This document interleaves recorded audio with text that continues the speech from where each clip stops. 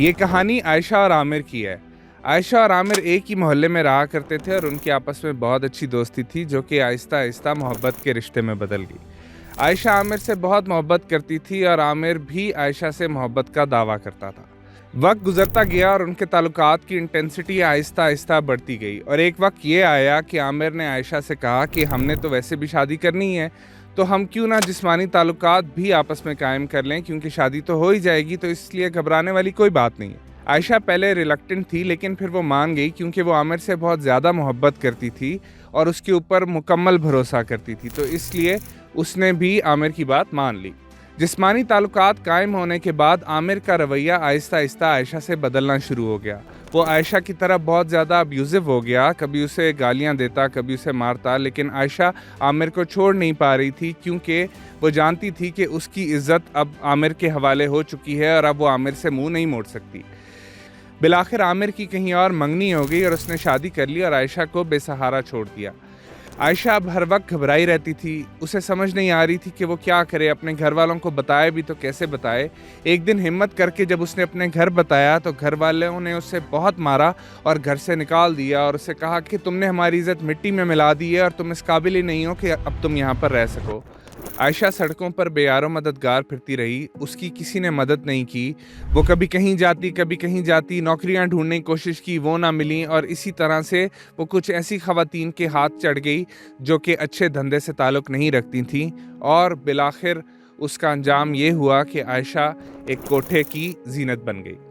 جب عامر کو اس بات کا پتہ چلتا ہے تو اس کا دوست اس سے کہتا ہے کہ یہ تو نے کیا کیا، جس پہ عامر جواب دیتا ہے کہ یار میں نے تو صرف ایک جھوٹ بولا تھا، ہر لڑکا بولتا ہے آج کل، میں نے اس طرح سے کیا کر دیا، یہ تو وہ خود ان رستوں پر چلی گئی، اس میں میرا تو کوئی قصور نہیں ہے۔ تو عامر اس پورے مسئلے کی انٹینسٹی کو سمجھ ہی نہیں پاتا، جس طرح سے آج کل کے لڑکے کوئی بھی نہیں سمجھ پاتے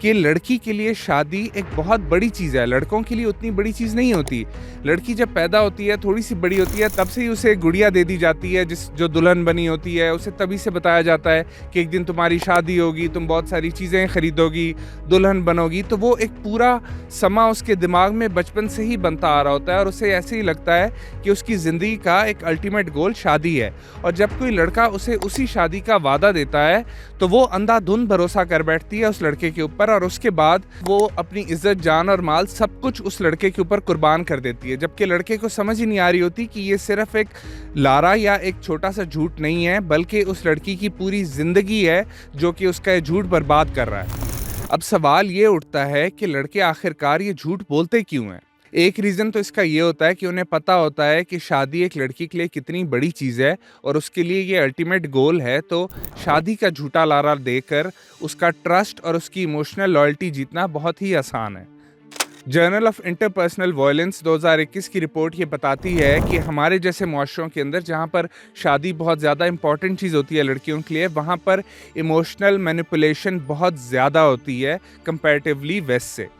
دوسری وجہ یہ ہوتی ہے کہ مرد عورت کا جسمانی فائدہ اٹھانے کے لیے اسے شادی کا جھوٹا وعدہ کرتے ہیں تاکہ وہ بہت آرام سے ان کی ان خواہشات کو پورا کر دے، کیونکہ اسے پتا ہو کہ کل کو میری تو اسی آدمی سے شادی ہو جانی ہے۔ پاپولیشن کاؤنسل آف پاکستان کی 2019 کی رپورٹ بھی اسی چیز کی تصدیق کرتی ہے کہ پاکستان کے اندر یہ مسئلہ بہت زیادہ ہو چکا ہے۔ ان کے جھوٹ بولنے کی ایک اور وجہ یہ بھی ہوتی ہے کہ ان کو لگتا ہے کہ اگر انہوں نے سچ بتا دیا کہ یہ شادی کے لیے ریڈی نہیں ہے یا پھر انہیں صرف ایک کیجول ریلیشن چاہیے، تو لڑکیاں انہیں ریجیکٹ کر دیں گی اور جو بھی ان کے مقاصد ہیں وہ پورے نہیں ہو پائیں گے۔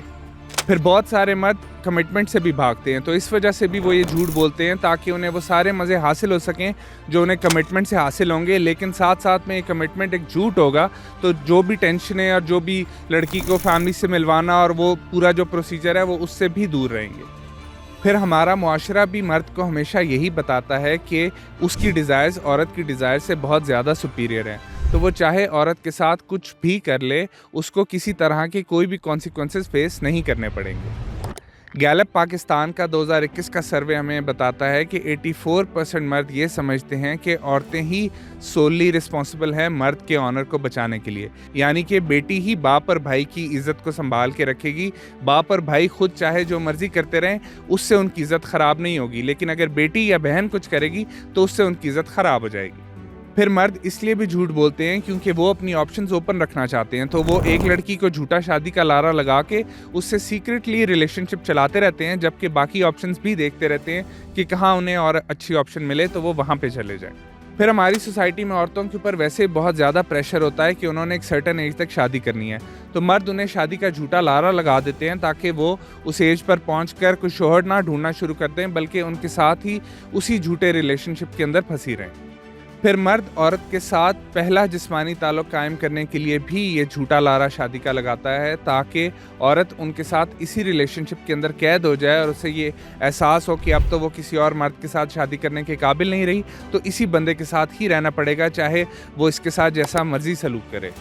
پھر مرد تو ویسے بھی اس بات پر بہت فخر کر رہے ہوتے ہیں، اپنے دوستوں کو بتا رہے ہوتے ہیں کہ دیکھو میں وہ پہلا انسان ہوں جس کا اس لڑکی کے ساتھ جسمانی تعلق قائم ہوا تھا،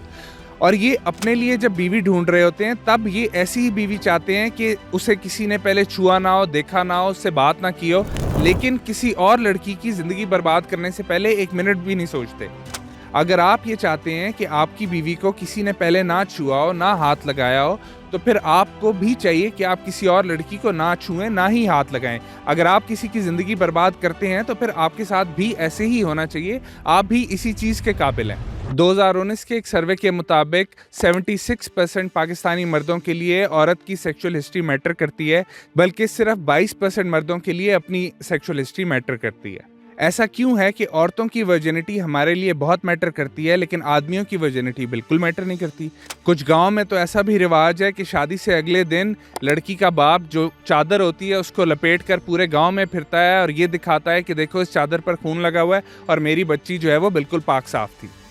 انہی وجوہات کی وجہ سے ہائمن ریپیئر سرجریز پاکستان میں بہت زیادہ بڑھ گئی ہیں، اس طرح کی ٹیبلٹس آ گئی ہیں جو بلیڈنگ کے لیے یوز ہوتی ہیں، اور نہ جانے کس طرح کے پروسیجرز آ گئے ہیں، صرف اسی لیے کیونکہ اتنا زیادہ پریشرائز ہم کر دیتے ہیں عورت کو، جبکہ مرد کو ہم نہیں پوچھتے۔ غلط دونوں ہیں، عورت بھی اور مرد بھی۔ اگر مرد ایسا کام کرتا ہے وہ بھی اتنا ہی غلط ہے جتنا کہ عورت ہے، لیکن مرد کو کوئی نہیں پوچھتا۔ BBC اردو کی 2019 کی رپورٹ ہے کہ پچھلے 5 سال کے اندر پاکستان کے اندر 40% ہائمن ریپیئر سرجریز میں اضافہ ہوا ہے۔ اب اس سے عورتوں کے اوپر کیا اثر پڑتا ہے؟ عورتیں ایک اتنے زیادہ ایموشنل ٹراما سے گزرتی ہیں کہ وہ اپنے آپ کو یوزلیس سمجھنا شروع ہو جاتی ہیں۔ ان کو اس طرح سے لگتا ہے کہ وہ سوسائٹی میں رہنے کے قابل نہیں ہیں، اور سوسائٹی بھی ان کو یہ احساس دلاتی ہے کہ اب ان کے اندر کوئی عزت، کوئی آنر نہیں بچ گیا۔ اور اس کے بعد پھر جب وہ کسی اور ریلیشن شپ میں جاتی ہیں تو وہ فزیکل تعلقات رکھتے ہوئے بھی بالکل نہیں گھبراتی، کیونکہ انہیں ایسے لگتا ہے کہ now they have nothing to lose, جو بھی ان کی عزت تھی وہ تو پہلے ہی چلی گئی ہے، تو اب وہ اگر دوبارہ سے کسی کے ساتھ تعلقات رکھ بھی لیں